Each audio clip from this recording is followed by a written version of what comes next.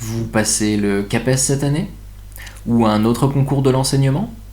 Vous souhaitez devenir prof? C'est bien. Vous avez sans doute déjà choisi votre discipline, mais avez-vous déjà pensé à choisir votre époque? Non? Vraiment?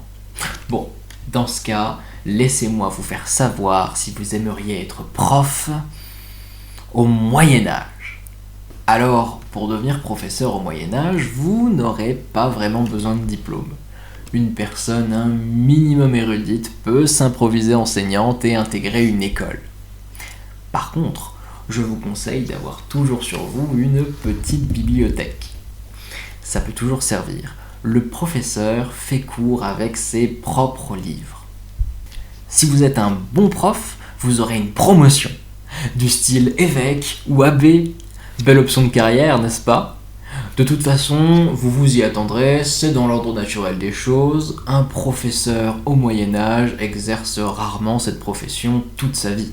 Oui, alors je vous parlais d'une fin de carrière religieuse parce que ce sont les autorités religieuses qui régissent l'enseignement. Et je vais vous le dire tout de suite avant que vous ne retourniez dans le temps pour signer un contrat de prof.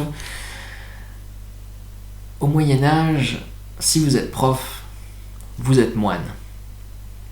Bref, si vous acceptez cette idée, vous pourriez enseigner dans 3 types d'établissements différents. D'abord, il y a les écoles épiscopales, qu'on appelle aussi les écoles rurales.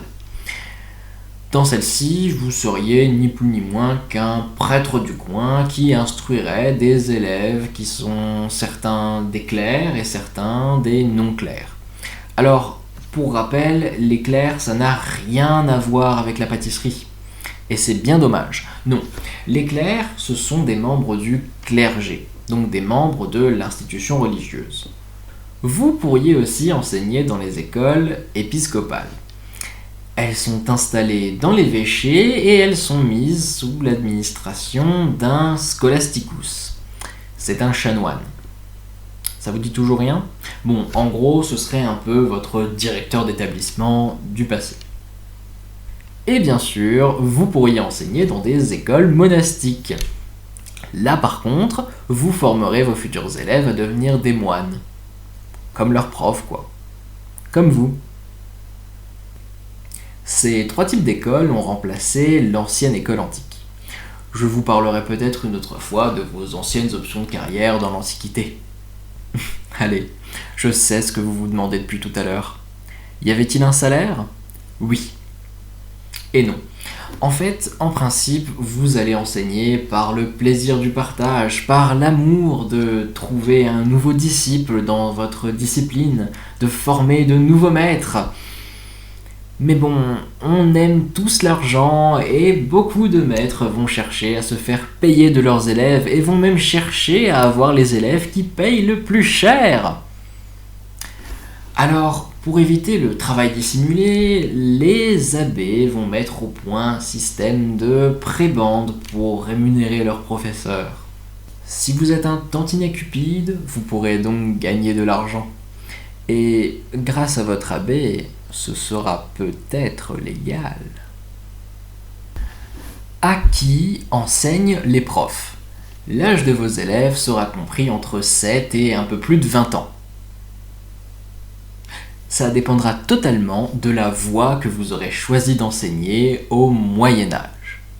Si vous êtes prof d'élémentaire, en gros prof d'école primaire et de collège, vos élèves auront entre 7 et 15 ans. Le prof élémentaire doit être polyvalent. Donc, vous allez devoir enseigner le latin, le calcul, le chant, l'écriture et la lecture.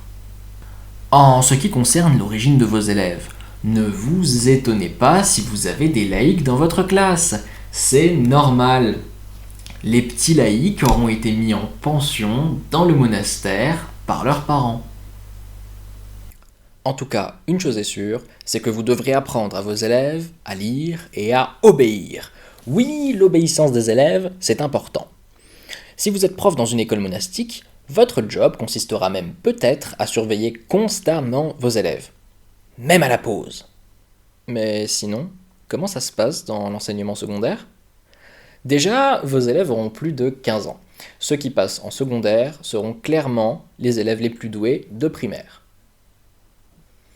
L'enseignement du secondaire est divisé en deux branches de disciplines, celle du trivium, les disciplines de la langue et des lettres, et celle du quadrivium, qui est le moins intéressant à l'époque, qui regroupe les disciplines des sciences et des maths. Les deux catégories regroupent les 7 arts libéraux qui vont servir aux étudiants à devenir de futurs théologiens. En tant que prof du trivium, vous pourriez apprendre à vos élèves la grammaire approfondie, la rhétorique ou la dialectique. La dialectique, c'est un espèce de cours de raisonnement. Si vous préférez vous spécialiser dans l'enseignement du quadrivium, sachez d'avance que ces matières présentent peu d'intérêt à être enseignées à l'époque. Il s'agit de la géométrie, des mathématiques, de l'astronomie. On vient de parler de la liste des cours possibles. Mais comment les enseigneriez-vous ? Dans l'élémentaire, vous allez apprendre à lire à vos élèves en leur apprenant l'alphabet, puis les syllabes, à l'aide de textes de grammaire et de poèmes. La dernière étape dans l'enseignement de la lecture se fera à l'aide d'un psautier, ce formidable recueil de textes religieux indispensable à l'élève. En le faisant lire à votre classe, vous leur ferez connaître les mots et les phrases. Au Moyen-Âge, il n'y aura pas vraiment besoin d'apprendre à écrire à vos élèves. Pour cela, il vous suffira de leur donner des recopiades issues du psautier. Le plus gros du travail dans leur apprentissage de l'écriture que vous aurez à faire, c'est de leur apprendre à tenir leur instrument de travail correctement. En revanche, il faudra leur apprendre les bases du chant. C'est en chantant qu'on apprend les psaumes et les textes à étudier. Et c'est en étudiant qu'on apprend à chanter. Alors, c'est pas tout ça, mais on aimerait bien que les futurs religieux sachent gérer les biens de l'Église et la dîme. Alors pour cela, vous allez leur apprendre le calcul. Comment ? Eh bien c'est très simple. Vous allez leur donner des problèmes à résoudre. Les futurs profs de français qui me regardent vont sans doute adorer l'idée d'enseigner la grammaire. Bon, ok, c'est de la grammaire latine, mais comprenez qu'à l'époque, le latin, c'est un peu comme votre français à vous. Donc, pour l'enseigner, votre méthode consistera à faire apprendre des textes religieux par cœur à vos élèves, puis à organiser une série de questions-réponses en latin à propos de ces textes. Grâce à cette méthode, vous allez pouvoir leur apprendre les 8 parties du discours, qui sont le nom, le pronom, le verbe, l'adverbe, le participe, la conjonction, la préposition et l'interjection. La grammaire, ça m'a jamais enchanté perso, et encore moins vu du passé. Ok, super, on en a terminé avec les cours élémentaires. Et maintenant, quelles sont les méthodes dans l'enseignement secondaire ? Eh bien, dans le trivium, vous enseignerez la grammaire approfondie.